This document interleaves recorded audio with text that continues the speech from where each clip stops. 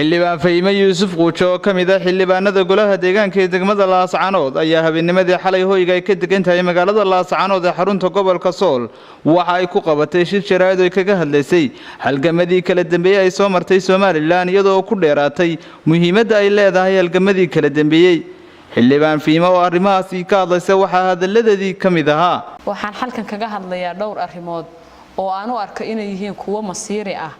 oo ummadda ka wada dhexeeya kuwaas oo ku saabsan taariikhii ummadda reer Soomaaliland wada lahaayeen khaasatan halganadii kala dambeeyay ka soo bilow taariikhdii halgamaagii reer Soomaaliland ee Axmed Gurey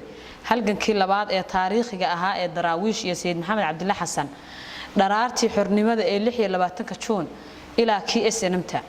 waa taariikho in lagu wada faano mooyaane aan mudnayn in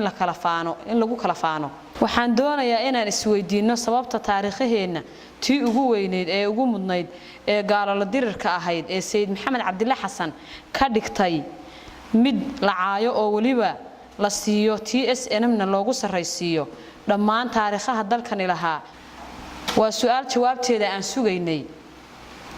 midda kale waxaan leeyahay madaxweynaha jamhuuriyadda Soomaaliland sareysinta taariikhaha dalkan wada lahaa waxaan ku sheegayaa inaanay ina gaarsiin doonin darajo ay ina dhaxalsiin doonto meel la'aan iyo dad la'aan madaxweyne wasiirka warfaafinta buugga uu ku bahdilay taariikhda dahabiga ahayd ee Daraawiisheed waxaan aaminsanahay inaad kula socoto hadaan ku oran waad la qortay aanad cayda Daraawiisheed dalkan aadan madaxweynaha aad ka tahay uusan wasiirka uu ka qorinin uguma aadan dhigteen ina guri barwaaqo madaxweyne guddiga qabanqaabada ay dhiinmay madaxweyne waxa taariikhda Daraawiisheed u caayaysan oo aan u aragnaa reer ahaan in aydan ku jirnin halgankii Daraawiisheed marka laga reebo ceer gaabo ama gobolka Sanaag dhanka kale xilibaan fahiima Yuusuf Quujo ayaa ka hadashay xuska maalinta 18 May sidoo kalena waxay baaq u dirtay shacabka gobolada Sool Sanaag iyo Cayn halkani waa Laascaanood waa xaruntii Daraawiisheed lagama xusi doono ay dhiinmay iyadoo halgankii Daraawiisheed buugaaga cayay laga qoray in guri barwaaqana guddiga qabanqaabada ay dhiinmay ku jiro shacabka reer Laascaanood uma soo bixi doonaan ay dhiinmay ay ku xusayaan caydii Sayid Maxamed Cabdilla Xasan hadii mid loo dabaaldegay halgankii Daraawiisheed baan u dabaaldegaynaa madaxweyne Soomaaliland la wada leeyahay ma waxay noqotay in buugaaga cayay halgankii Daraawiisheed laga qoro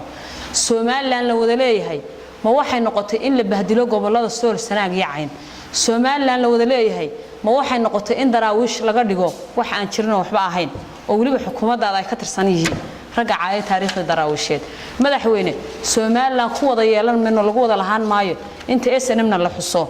oo dabaaldegyo loo sameeyo taariikhdii Daraawiisheed ee gaalada dirirka ahayd ee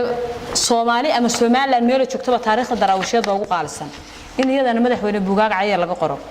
SNMteedii oo aan loo dhameeyno darafyada ku jirna la xuso mid nageediye mid aan qaadanayna ma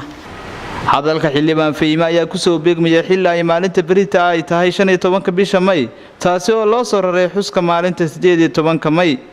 maxamuud aadan askar maxamed gurey Soomaali News TV magaalada Laascaanood ee xarunta gobolka Sool